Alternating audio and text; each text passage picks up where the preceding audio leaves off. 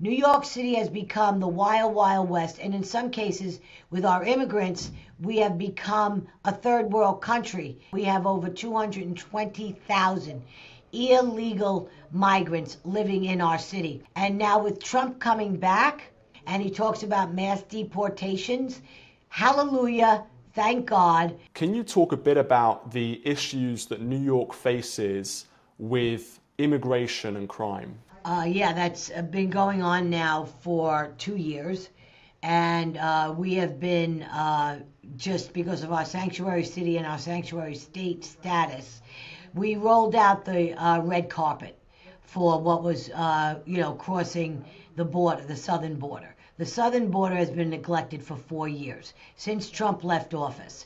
It started really then, because he had what was called a stay in Mexico part of his building of the wall, whereas they would have to stay in Mexico, be vetted, then come in the right way. Now, everybody should have borders. Borders is what keeps you secure. So when you open up the borders and flood it, we're not saying don't come to New York, don't come to America. What we're saying is come in the right way. So through this influx of non-vetting, and our Border Patrol officers actually working as a concierge service. We've had gangs. They've emptied out the jails in Venezuela. You know, when people hear that, they think that's an exaggeration. That is not an exaggeration. And what is going on here in New York right now, we have over 220,000 illegal migrants living in our city off of the taxpayer dime. Free meals, free schools, free motor scooters, just run down the gamut, and everything they get for free on the backs of the taxpayers. We've had the kids going to school. They've never sat in a classroom before, so we have problems now in school. They speak, I don't know how many different dialects. They're trying to cater to all of these illegals. Keep in mind now, these people are here illegally.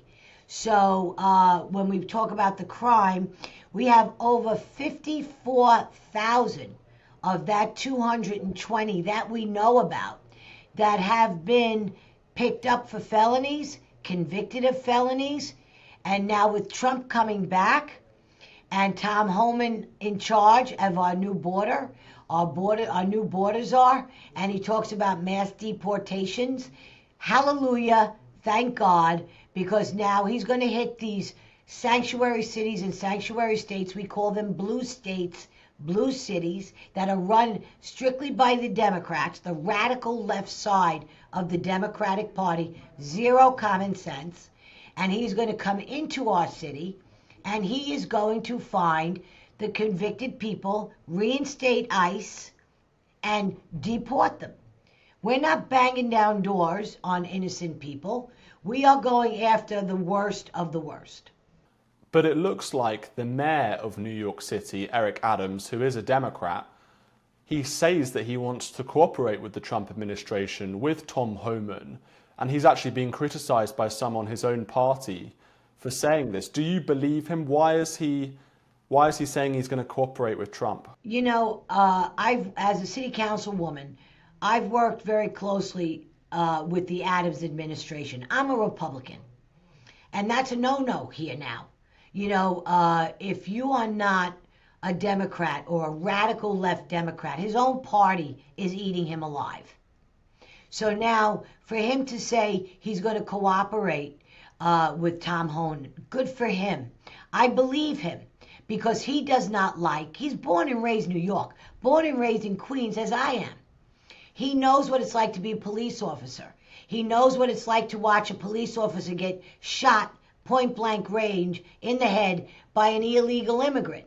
He sees what's going on with rapes and everything else. He doesn't like it. So if Trump is reaching out an olive branch, I truly believe that he had a clarity in his head that said, why am I catering to my own party when they're trying to, they want him gone. Let me do what's right. And what's right is to stand up for the people of the city that he represents, and to hell with the progressive left. He said it yesterday. There are some who, on the left, who say, well, actually, Eric Adams is facing legal issues. There's obviously that's a very complicated case, but he's basically trying to position himself to get a pardon from Trump. And this is all a cynical tactic to try and flatter Trump in order to get that pardon. Do you think that he's being that cynical? No, I do not. No, I do not. I got to know Mayor Adams. I got to know his first and seconds that are around him. And I have to say, I think this is something that Eric's been meaning to say for a very long time. But as most Democrat, common sense Democrats, they are afraid, literally afraid, to go against their own party. You know, there's always that next rung on the ladder that you want to climb. In his case, re-election. In a lot of the politicians' case, it's always that next step. So I think he tried to work very hard with the progressives. I know he has. And with the city council on a whole, there's 51 of us make up the city council. And he tried, only to get smacked down time and again, not just by our city council, but by our governor, Kathy Hochul. Kathy Hochul has been a detriment to the state of New York since she took office 4 years ago. And she's up for re-election in 26, and when she's 3 years ago. And when she's up for re-election in 26, she's going to be primaried with what I hope will be a great Republican or a moderate Democrat that has a spine. You see, we talk about Democrats, moderate, common sense. Problem is they lack the spine of leadership. We need a real leader now. We need a leader at the state level as well as the city level. And in order to do that, you know what? The pendulum swings both left and right. You got to find the middle ground between left and right, and you've got to learn how to work together. The progressive radical left doesn't want to hear the center. They just don't. It's not, and he wasn't left enough for them, and he's suffering the consequences of that. A couple of years ago, I was in New York City making a film about crime, and I interviewed some NYPD officers, and they told me, do not go on the subway with all your camera equipment. We were even threatened in the street whilst we were walking very close to Times Square, people threatening us to try and get our camera equipment. You know, the atmosphere was pretty scary, frankly, being in New York City. Maybe that was just a unique experience to me, but can you just explain to people perhaps who haven't been to New York what it's like just walking around, just being on the subway, being on the metro? Do you kind of experience crime regularly, or do you feel safe? I personally will not go on a subway for reasons being, you see what's happening with Daniel Penny, right? Are you aware of the Daniel Penny? Yeah, I wanted to ask about that. Okay. I came out very hard, very strong, right out of the gate, that he's a hero. And this is a young guy, 24 years old when it happened, 26 today. And the jury is deliberating right now as we speak. And he was brave enough to take down a crackhead, a guy who was convicted multiple times, I think 44 times. And because our DA does not believe in law and order, you got to understand, New York City has become the wild, wild west. And in some cases, with our immigrants, we have become a third world country in a lot of ways.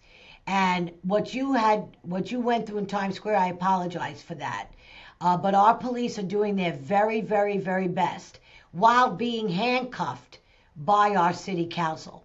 They put their life on the line every single day.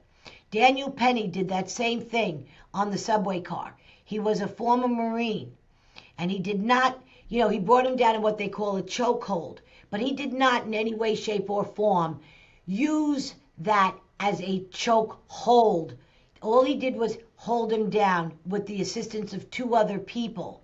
If he wanted to kill this guy, he could have killed him. Now, just to show you how politicized the DA's office is and race baiting the DA office has become, the DA, the ADA who did her closing arguments, she made it sound that Daniel Penny got on that train. Well, he was already on when Jordan nearly got on. And he took his earbuds out And he had to do what he had to do because Neely was threatening. Yet the ADA made it sound that Daniel actually wanted to kill this man. No, fact be told, if he wanted to kill him, he could have killed him in 2 minutes, a second. But he didn't. All he wanted to do was restrain him. He did. He used the form that was known to him, that he was taught as a Marine, and he held the guy down. He suffered injuries not caused by the chokehold, by other health-related issues. So in your mind, this case wasn't to do with race or racism? Not at all. And if the jury does find Daniel Penny to be guilty, what do you think that says about the judicial system in New York City? Our judicial system in New York City is a joke. In Manhattan, it's a joke. We're broken up into 5 boroughs, okay? The DA in Manhattan has his first day in office. He went down a list of everything that was considered a felony, from rape to certain degrees of murder, and he did away with all of them. And that's why we have what's called a turnstile system here now. If you get arrested, illegal migrant or a New Yorker, you're released within 3 hours. So here the cops go through all the trouble and paperwork and their own lives on the line to arrest these people, only to get through the system within 3 hours. Before their paperwork is even completed, their paperwork is completed, the felon that they just arrested is already back on the street. And they do it in your face. They're unapologetic for it. And just one final question. I know today that a very, very prominent CEO of a huge healthcare company was murdered in New York. Can you just react to that case? What do you think that says about crime in New York? Well, it's shocking. I mean, I think I don't know enough to speak of it, Stephen, just yet, because I just heard about it maybe 20 minutes ago. But coming from where I sit, and I think a lot of us sit, I think it was a targeted attempt, an assassination of his. But again, I don't want to speak out of turn. So that's still this is an investigation that just got started. It literally just happened. So it's something that I really cannot speak to with any sort of authority.